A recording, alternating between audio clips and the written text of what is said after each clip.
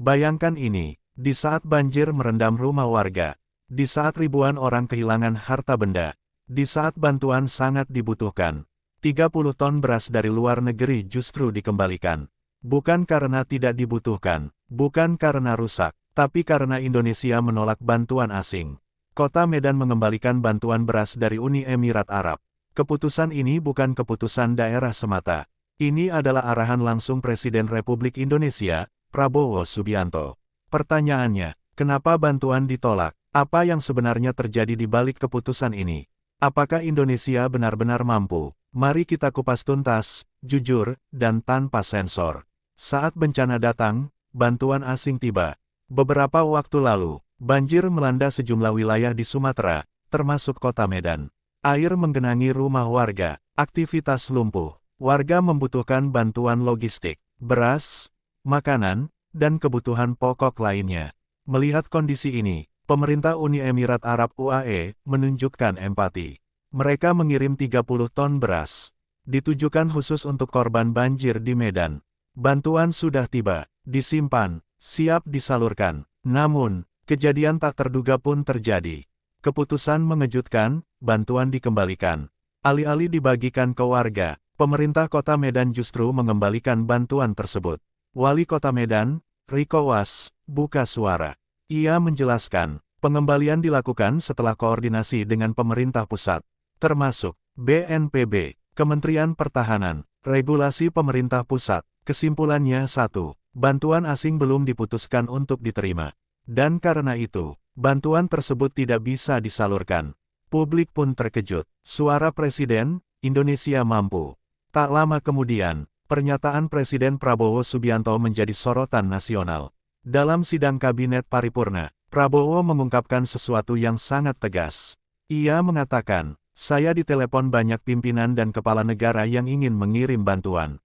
Saya bilang, terima kasih atas perhatian Anda, kami mampu. Kalimat sederhana, namun bermakna besar. Indonesia, kata Prabowo, memiliki kemampuan, sumber daya, dan sistem untuk menangani bencana tanpa bergantung pada bantuan asing. Ini bukan soal gengsi, ini soal kedaulatan. Kedaulatan, harga diri, dan politik bantuan. Banyak yang bertanya, kenapa harus ditolak kalau rakyat butuh? Namun, keputusan ini tidak berdiri di ruang kosong. Dalam dunia internasional, bantuan asing seringkali bukan sekadar bantuan. Ada diplomasi, pengaruh, simbol ketergantungan. Prabowo memilih sikap tegas. Indonesia berdiri di atas kaki sendiri. Indonesia tidak ingin terlihat lemah. Indonesia ingin menunjukkan kemandirian bangsa.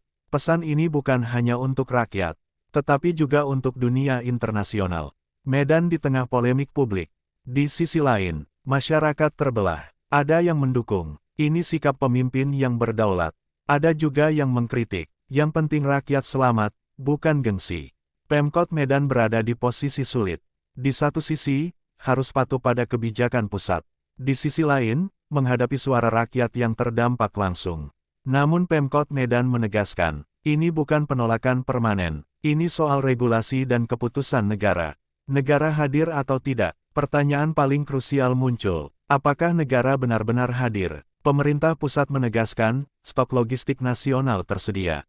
Bantuan dalam negeri cukup, penanganan bencana tetap berjalan. Artinya, penolakan bantuan asing tidak berarti rakyat ditelantarkan.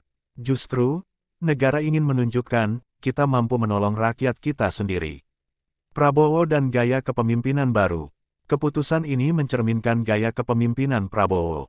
Tegas, nasionalis, mandiri, tidak mudah ditekan. Bagi pendukungnya, ini adalah bukti pemimpin berdaulat.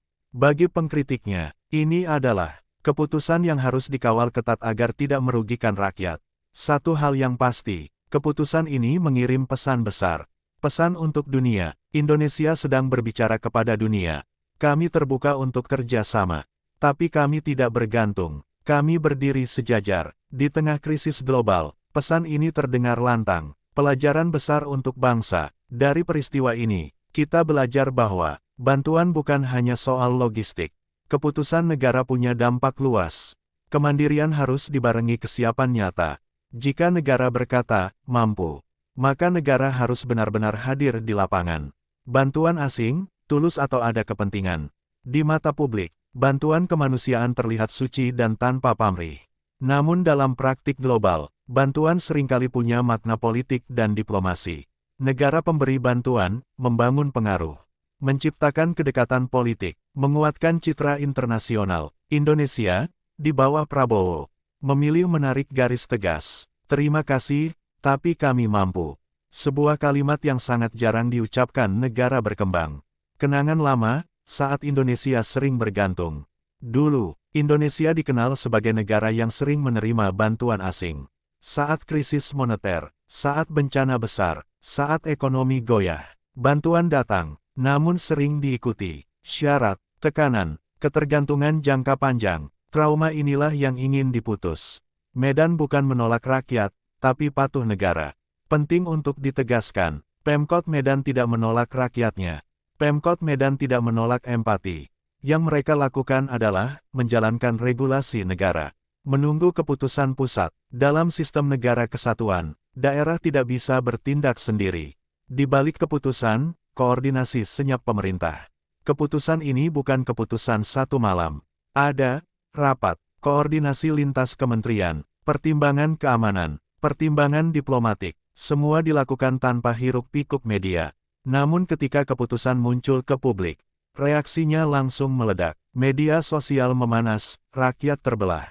Di media sosial, dua kubu muncul. Kubu pendukung, ini bukti Indonesia berdaulat. Kubu penentang, rakyat lapar, bukan soal gengsi.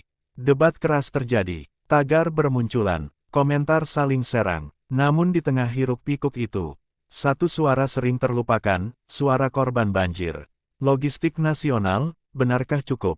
Pertanyaan penting muncul, apakah logistik nasional benar-benar siap? Pemerintah menyatakan, cadangan beras nasional aman.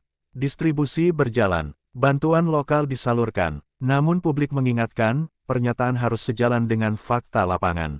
Karena di saat krisis, kecepatan adalah segalanya. Prabowo dan pesan ke dalam negeri. Keputusan ini bukan hanya untuk dunia luar. Ini juga pesan ke dalam negeri. Pemerintah daerah harus siap, sistem logistik harus kuat, negara tidak boleh gagap saat krisis. Dengan kata lain, negara tidak boleh salah hitung. Bab 18 antara nasionalisme dan kemanusiaan. Inilah dilema besar bangsa, nasionalisme, vs. kemanusiaan. Menjaga harga diri bangsa penting, namun menyelamatkan rakyat jauh lebih penting. Tantangan pemerintah, menyatukan keduanya. Tanpa mengorbankan satu pun. Jika gagal, kepercayaan dipertaruhkan. Jika negara berkata, mampu. Namun di lapangan bantuan terlambat. Maka yang dipertaruhkan bukan hanya kebijakan, citra pemerintah, tapi kepercayaan rakyat. Dan kepercayaan, sekali hilang, sulit dikembalikan. Momen penentu arah bangsa, peristiwa Medan ini akan dikenang. Bukan soal 30 ton beras. Bukan soal UAE, bukan soal satu kota, tapi soal arah kepemimpinan Indonesia, cara negara berdiri di dunia, dan bagaimana negara hadir untuk rakyatnya. Kini sejarah sedang mencatat, apakah ini awal Indonesia yang benar-benar mandiri, atau sekadar keputusan simbolik, waktu, yang akan menjawab, antara kebanggaan dan tanggung jawab. Penolakan bantuan UAE oleh Medan, bukan sekadar berita harian, ini adalah simbol sikap negara, ujian kepemimpinan, cermin kemandirian bangsa. Kini, semua mata tertuju pada satu hal. Apakah negara mampu membuktikan ucapannya? Karena pada akhirnya, yang paling penting bukan politik, bukan citra, tapi keselamatan dan kesejahteraan rakyat. Kalau kamu setuju Indonesia harus mandiri, tekan like. Kalau kamu punya pendapat berbeda, tulis di kolom komentar. Dan jangan lupa, subscribe dan aktifkan lonceng, agar tidak ketinggalan isu panas nasional lainnya.